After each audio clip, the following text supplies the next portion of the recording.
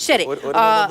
Okay, doctor Jinto John, മാത്രമല്ല ഈ പറയുന്ന വെൽഫെയർ പാർട്ടി കഴിഞ്ഞ ദിവസം പലസ്തീൻ വിഷയവുമായി ബന്ധപ്പെട്ടാണെന്ന് തോന്നുന്നു മുസ്ലിം ബ്രദർഹുഡിന്റെ നേതാവിന്റെ പോസ്റ്റർ ഉയർത്തിപ്പിടിക്കുകയും വലിയ വിവാദമാവുകയും ചെയ്തത്. അപ്പൊ പിന്നെ എന്ത് മാറ്റം എന്ന നിലയ്ക്കാണ് നിങ്ങൾ ജമാഅത്തെ ഇസ്ലാമിയെ കാണുന്നത്, അവരുടെ പുതിയ രാഷ്ട്രീയത്തെ കാണുന്നത്?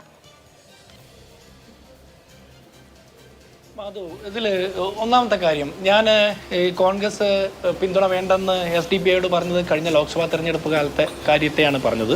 പാലക്കാട് തെരഞ്ഞെടുപ്പ് സമയത്ത് തെരഞ്ഞെടുപ്പിൽ ജയിച്ച രാഹുൽ മാങ്കൂട്ടത്തിൻ്റെ പടം വെച്ചിട്ട് SDPIക്കാരല്ല RSSകാർ ഉൾപ്പെടെ പ്രകടനം നടത്തിയാലും ഞങ്ങൾ അതിനെ എതിർക്കേണ്ട കാര്യമില്ല. തെരഞ്ഞെടുക്കപ്പെട്ട MLA ആ മണ്ഡലത്തിലെ മുഴുവൻ ആളുകളുടെയും MLA ആണ്.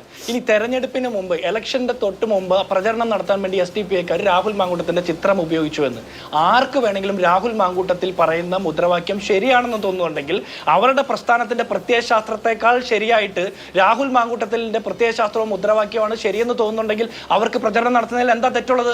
ഇപ്പോൾ തിരുവനന്തപുരത്ത് കഷായം കൊടുത്ത് കാമുകനെ കൊന്ന ഗ്രീഷ്മയെ അനുകൂലിച്ച KR മീരയുടെ പടം വെച്ചുകൊണ്ട് LDF സ്ഥാനാർത്ഥിക്ക് വേണ്ടിയിട്ട് വോട്ട് അഭ്യർത്ഥിക്കുന്നുണ്ടോ നിലമ്പൂര്? അപ്പോൾ കഷായം ഗ്രീഷ്മയെ പിന്തുണച്ച KR മീരയുടെ നിലപാട് ശരിയാണെന്നാണോ LDFന്റെ നിലപാട്? അപ്പൊ അങ്ങനെ ഓരോരുത്തർക്കും ഇഷ്ടപ്പെട്ട നേതാവിന് വേണ്ടിയിട്ട് പ്രചരണം നടത്തുന്നതിൽ തെറ്റൊന്നുമില്ല.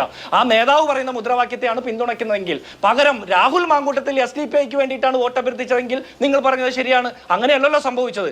ഇനി ജമാഅത്തെ ഇസ്ലാമിയുമായിട്ട് ചർച്ച നടത്തിയത് ഞാൻ ചോദിക്കട്ടെ, 1996 ഏപ്രിൽ 22 ദേശാഭിമാനി പത്രം ജമാഅത്തെ ഇസ്ലാമിയെ വാഴ്ത്തിപ്പാടിയിട്ടുണ്ട്. 2008 നവംബർ 27 കോടിയേരി ബാലകൃഷ്ണൻ പിന്തുണച്ചിട്ടുണ്ട്. 2009 ഏപ്രിൽ 15 പിണറായി വിജയൻ പിന്തുണച്ചിട്ടുണ്ട്. 2011 ഏപ്രിൽ 5 പിണറായി വിജയൻ, അതേ മാസം തന്നെ ശ്രീരാമകൃഷ്ണൻ, ഏപ്രിൽ 8 പാലോളി മുഹമ്മദ് കുട്ടി, ഏപ്രിൽ 4 വീണ്ടും പിണറായി വിജയൻ ഞങ്ങൾ ജമാഅത്തെ ഇസ്ലാമിയുമായിട്ട് ചർച്ച നടത്തി എന്ന് സമ്മതിച്ചു. ജമാഅത്തെ ഇസ്ലാമി മതരാഷ്ട്രവാദം വെടിയുന്നതിന് മുമ്പ് മതരാഷ്ട്രവാദത്തിൽ നിന്ന് ഇന്ത്യൻ ഭരണഘടനയെ അംഗീകരിച്ചുകൊണ്ട് ഞങ്ങൾ ഒരു രാഷ്ട്രീയ പാർട്ടി രൂപീകരിച്ചു, വെൽഫെയർ പാർട്ടി രൂപീകരിച്ച് പൊളിറ്റിക്സിൽ ഇടപെടാൻ തീരുമാനിക്കുന്നു എന്ന് പറയുന്നതിന് മുമ്പ് ജമാഅത്തെ ഇസ്ലാമിയുടെ മതരാഷ്ട്രവാദത്തെ എൻഡോഴ്സ് ചെയ്ത് പിണറായി വിജയൻ എന്ന് പറഞ്ഞ പാർട്ടി സെക്രട്ടറി ഉൾപ്പെടെയുള്ള ആളുകളല്ലേ? നിങ്ങൾ തള്ളി പറയോ? അമീറിനെ കണ്ട് ചർച്ച നടത്തിയത് പിണറായി വിജയൻ എന്ന് പറഞ്ഞ പാർട്ടി സെക്രട്ടറി അല്ലേ? കോടിയേരി ബാലകൃഷ്ണൻ അല്ലേ? നിങ്ങൾ തള്ളി പറയോ? നിങ്ങൾക്ക് സൗകര്യം പോലെ ഇവരൊക്കെ മതരാഷ്ട്രവാദികളും അല്ലാത്തപ്പോൾ നിങ്ങൾക്ക് വേണ്ടി വാദിക്കുന്നവരെന്ന് പറയുന്നത് എങ്ങനെയാ? ഇനി ഒരു കാര്യം ചോദി, മതരാഷ്ട്രവാദം വിട്ടവർ ഇന്ത്യൻ ഭരണഘടനയെ അംഗീകരിച്ചുകൊണ്ട് പബ്ലിക് പൊളിറ്റിക്സിലേക്ക് എൻഗേജ് ആകുമ്പോൾ അവരുടെ പിന്തുണ ഞങ്ങൾക്ക് കിട്ടുന്നതിൽ നിങ്ങൾക്ക് എന്താ പ്രയാസം? നിങ്ങളുടെ സഖാവായിട്ടുള്ള ലോ കോളേജിലെ സക്കീറിനെ കൊന്നുകളഞ്ഞ PDPയെ നിങ്ങൾക്ക് പിന്തുണയ്ക്കാം, PDPയുടെ പിന്തുണ നിങ്ങൾക്ക് സ്വീകരിക്കാം. അവർ പീഡിപ്പിക്കപ്പെട്ട പാർട്ടിയാണെന്ന് പറയാം.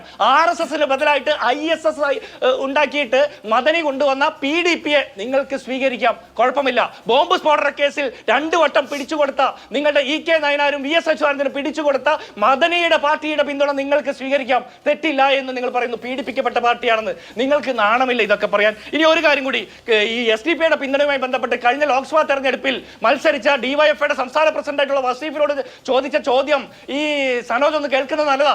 വസീഫ് പറഞ്ഞൊരു മറുപടിയുണ്ട്, തെരഞ്ഞെടുപ്പിൽ ആരുടെയും വോട്ട് സ്വീകരിക്കാം, വ്യക്തികളാണ് വോട്ട് ചെയ്യുന്നതെന്ന്. ഞങ്ങളും പറയുന്നത് തന്നെയാ, വ്യക്തികൾ ചെയ്യുന്ന വോട്ട് ഞങ്ങൾക്ക് സ്വീകരിക്കുന്ന ഒരു തടസ്സവുമില്ല. ഇനി നിങ്ങൾ 900 കാര്യം പറഞ്ഞു, നടപ്പാക്കി.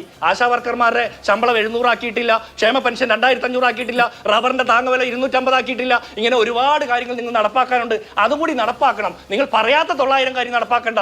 2 കോടി രൂപയുടെ റീൽസ് എടുത്തതൊന്നും നിങ്ങൾ പറയാത്ത കാര്യമാണല്ലോ. അത്തരം 900 കാര്യങ്ങളല്ല, നാട്ടുകാരോട് നിങ്ങൾ പറഞ്ഞിട്ടുള്ള 900 കാര്യങ്ങൾ നടപ്പാക്കണം എന്നാ പറയാനുള്ളത്.